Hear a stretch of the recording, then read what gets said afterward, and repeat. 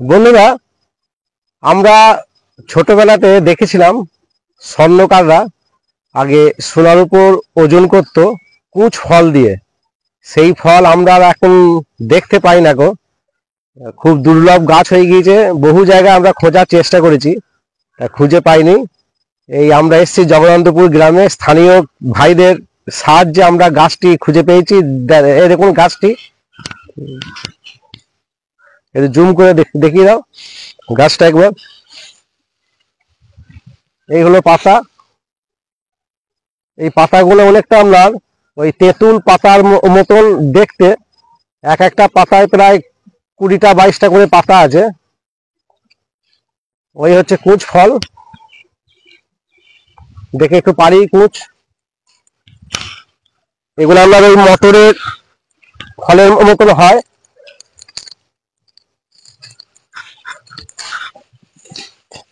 গাছটা লতানে হয় আর কি।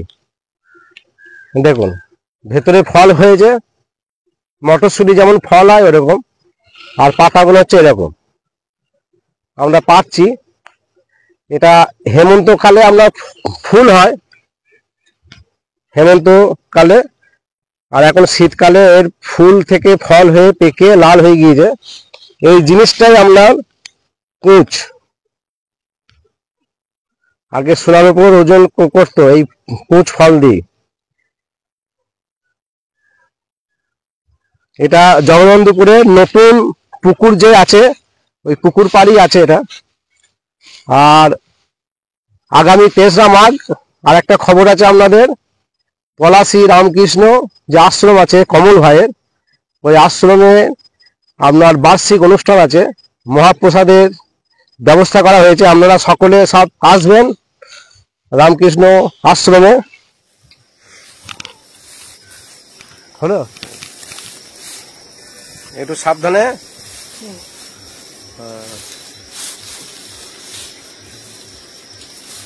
একটু বেশি করেই নাও, সবাই তো আবার চাইবে অনেকজন। দুর্লভ জিনিস পাওয়া যায় না।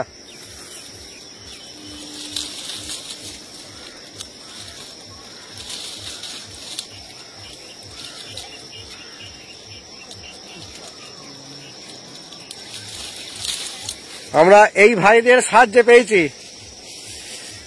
এই তিনটে ভাই। ভাই তোমরা কোন ক্লাসে পড়ো? 9-এ পড়ো।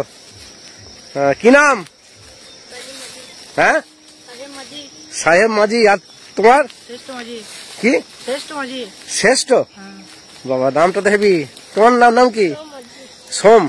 তোমাদের বাড়ি কি এইখানেই নাকি? ব্যাস ঠিক আছে। নতুন পুকুর কোনটা? এইটা তো।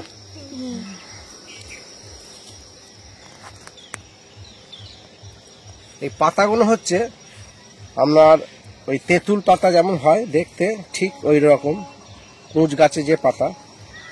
আর ফলগুলো হচ্ছে আপনার মটরশুঁটি যে ফল হয় ঠিক ওই ধরনেরই, ভেতরে লাল আর ডগায় একটু কালো আছে। এটাকে কুচ ফল বলে। স্বর্ণকাররা আগে এই কুচ ফল দিয়ে ওজন করত। দেখুন